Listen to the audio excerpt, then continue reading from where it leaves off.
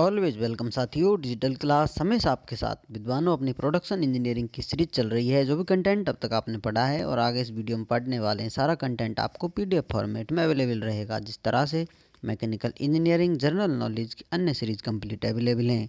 इस कंटेंट का इस्तेमाल आप SSC, RRB, state, JEE, GATE, BTech, AMI के एग्जामिनेशन के लिए कर पाएंगे। इससे पिछली वीडियोज़ में साथियों हम मिलिंग के ऑपरेशन पढ़ते आ रहे हैं। मिलिंग मशीन किस प्रकार के ऑपरेशन परफॉर्म करती है, तो बारी से स्टेप बाय स्टेप हम चलते आ रहे थे। अभी इच्छा हुई है मिलिंग मशीन देखने की या दिखाने की, तो अभी आपको दिखा देते हैं। ये है मिलिंग मशीन का प्रारूप, रूपरेखा। किस प्रकार से मिलिंग मशीन काम करती है साथियों, वो ऑपरेशन परफॉर्म करती है, कौन कौन से पार्ट को किस नाम से जाना जाता है, इस पर थोड़ी चर्चा कर लेते हैं। इनमें से आप किसी एक को फ्रंट व्यू, दूसरे को साइड व्यू बोल सकते हैं। जिसको आप देखते हैं उसे फ्रंट व्यू बोलेंगे, साइड से आप साइड व्यू देख सकते हैं। तो हॉरिजेंटल मिलिंग मशीन का फोटो दिखाया गया है, क्योंकि इसमें आर्वर हॉरिजेंटल है। ये आपको स्टार्टिंग में बता दिया था। यदि आर्वर वर्टिकल होता तो वर्टिकल मिलिंग मशीन हो जाती। तो यहाँ पर ऊपर ही ऊपर जो आपको नज़र आ रहा है ओवर आर्म, आर्वर ब्रैकेट, नीचे आर्वर नज़र आ रहा है, जिस पर कटिंग टूल लगाया जाता है मशीन वाइज, जो वर्कपीस को पकड़ने के काम आती है।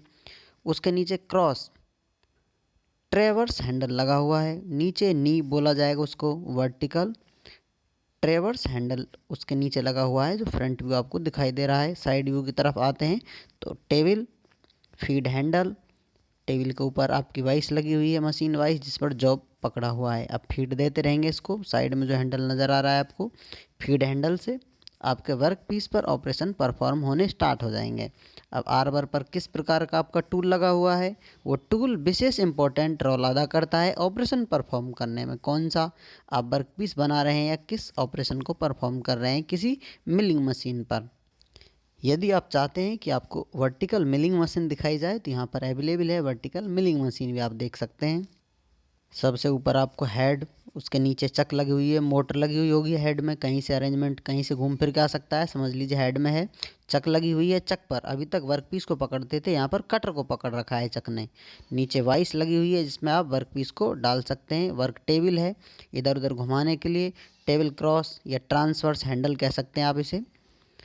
नी सैडल, नीचे नी स्टडी, नीचे नीचे बेस, नी एलिवेटिंग हैंडल। इस प्रकार से टेबल, ट्रांसवर्स हैंडल, पीछे कॉलम है जिस पर ये सारी चीज़ें माउंटेड हैं। यहाँ पर इस मशीन में क्रॉस ट्रावर्स हैंडल नज़र आ रहा था, ये क्रॉस ट्रांसवर्स हैंडल होता है। फीड देने के लिए, क्रॉस फीड देने के लिए काम आता है, ट्रांसफर फीड देने के लिए काम आता है। तो इस प्रकार की होती है आपकी मिलिंग मशीन, हॉरिजेंटल हो या वर्टिकल। मिलिंग से, कटर से आप काम करते रहेंगे आपकी सुविधा के अनुसार। जो मशीन आपको सूटेबल लगे, हेल्पफुल लगे, उससे आप अपना ऑपरेशन परफॉर्म करा लेते हैं। तो इन्हीं पे जो ऑपरेशन होते हैं उन्हीं को बारी बारी से जाना जा रहा है। इससे पिछली वीडियो में साथियों हमने साइड मिलिंग कटर देख लिया था। मिलिंग कटर ये है, साइड से इस पर कटिंग कर रहा होगा। साइड में इस प्रकार का अरेंजमेंट है, चारों तरफ ये घूमेगा तो कट करता हुआ चला जाता है। ऊपर नीचे करेंगे तो साइड से कट कर देगा। या फिर वर्क पीस आगे पीछे घूमता है, यहाँ तो कटर रोटेशन करता रहता है। फीड हम वर्क पीस को, टेबल को देते हैं, ऊपर नीचे आगे पीछे। तो किसी प्रकार की एंगल पर दें तो यूनिवर्सल टेबल हो जाती है वो। इससे पहले हमने फेस मिलिंग देख ली थी। अब दोनों को कंबाइन कर लिया जाए, साइड एंड फेस मिलिंग किस प्रकार से काम करेगी। यहाँ पर साइड भी टूल की कटिंग करेगी। इस टूल को ले लिया जाए, ये एक्सिस मान लीजिए। अब इस एक्सिस पर यहाँ पर आपने माउंट कर लिया है टूल को। अब या तो इधर कर लीजिए या दूसरी साइड में इस प्रकार से माउंट कर लीजिए। टूल इस प्रकार से लगा हुआ है, आप कह सकते हैं ये वर्टिकल नहीं हॉरिजेंटल है। तो अब ये इस प्रकार से घूम रही होगी तो इसके फेस पर भी कटिंग कर रहा होगा, सामने की तरफ भी टूल एक्टिव होगा और साइड में भी टूल कट कर रहा होगा। तो यहाँ पर फेस पर और साइड पर दोनों तरफ से टूल कटिंग कर रहा है, तो side and face milling operation को आप बोल सकते हैं।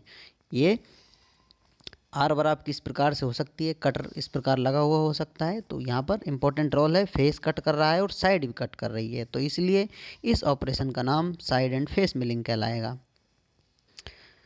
तो पॉइंट नोट डाउन कर लेते हैं। Machining is done by the teeth on the flat as well as cylindrical surface of the cutter. Finished surfaces are perpendicular as well as parallel to the axis of the cutter। यहाँ पर cutter कहाँ है साथियों, teeth cutter के flat surface जो face पर है साथ ही सिलेंड्रिकल सरफेस पर भी टीथ बने हुए हैं जिनसे आपके ऑपरेशन परफॉर्म किए जा रहे हैं, जिसमें फिनिश सरफेसेस परपेंडिकुलर और पैरेलल दोनों। परपेंडिकुलर ये एक्सिस है रोटेशन की, तो इसके पैरेलल परपेंडिकुलर, तो दोनों प्रकार के यहाँ पर आपको सरफेस देखने को मिल रहे हैं। एक्सिस ऑफ कटर की बात की जाए, एक्सिस ऑफ रोटेशन की बात की जाए, उसके पैरेलल और परपेंडिकुलर दोनों प्रकार के आपको सरफेसेज यहाँ पर देखने को मिल जाते हैं। तो आते हैं दी फॉर्म मिलिंग कटर। आपने फॉर्मिंग में पढ़ा होगा फॉर्म टूल किस प्रकार से बनाए जाते हैं। स्पेशल मकसद होता है किसी एक लक्ष्य के लिए फॉर्म टूल डिज़ाइन कर लिए जाते हैं, आपने पहले भी देखे होंगे लेथ मशीन में। तो यहाँ पर भी फॉर्म टूल है स्पेशल, जैसी आपकी रिक्वायरमेंट है। मान लेते हैं इस प्रकार का आपको कोई वर्क पीस चाहिए, तो अब इसकी मशीनिंग इस प्रकार ये होगा। मशीनिंग करने के लिए फॉर्म टूल लाएंगे, तो फॉर्म टूल क्या करेगा, जो एक्सेस मटेरियल है उसको हटा देगा ऊपर से, इस प्रकार का आपका फाइनल वर्क पीस प्राप्त हो जाता है। तो यहाँ पर फॉर्म मिलिंग कटर कहलाएगा। आर्बर पर जो माउंटेड होगा, नीचे इसके वर्क पीस इधर उधर घूम रहा होगा किसी स्पेशल डायरेक्शन में। अब इसमें क्या अंतर आ जाता है, cutting rate for from milling is 20 to 30% less than that of the plain और फेस मिलिंग ऑपरेशन। यहाँ पर 20 से 30% स्पीड कम हो जाती है, क्योंकि यहाँ पर मटेरियल रिमूवल जो होता है अधिक होता है। ये सिंपल इस प्रकार होता है स्ट्रेट, तो समझ लीजिए इस लाइन के बराबर। आप 3D में देखें या 2D में देखें, ये सरफेस होगा, लेकिन इसमें इस प्रकार से गहराई और आ जाती है, तो सरफेस एरिया इसका बढ़ जाता है। तो यहाँ पर फोर्स की अधिक आवश्यकता होगी, स्पीड स्लो हो जाती है, इसलिए आप कह सकते हैं रेशियो कम हो जाता है स्पीड का, क्योंकि यहाँ पर मटेरियल रिमूवल अधिक करना पड़ रहा है टूल को। इसी प्रकार और मटेरियल रिमूव कराते रहेंगे, नए नए ऑपरेशनों का नए नए नाम से विस्तार से अध्ययन करते रहेंगे। उम्मीद करते हैं विद्वानों वीडियो में दी गई अब तक की जानकारी आपको अच्छे से समझ में आई होगी। अभी भी आपका कोई कन्फ्यूजन है तो आप हमसे कमेंट कर पूछ सकते हैं साथियों। आप चाहें तो कांटेक्ट कर सकते हैं, कांटेक्ट लिंक आपको वीडियो डिस्क्रिप्शन में अवेलेबल रहेगा। वीडियो को अंत तक देखने के लिए, चैनल को सपोर्ट करने के लिए आपका दिल की गहराइयों से बहुत बहुत धन्यवाद। मिलते हैं नेक्स्ट वीडियो में, तब तक पढ़ते रहिए, व्यस्त रहिए, मस्त रहिए। जय हिंद, वंदे मातरम।